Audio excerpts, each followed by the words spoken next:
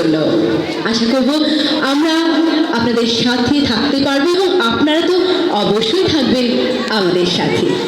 তাহলে আমি আর বেশি কথা বলবো না, আপনাদের সময় নষ্ট করব না।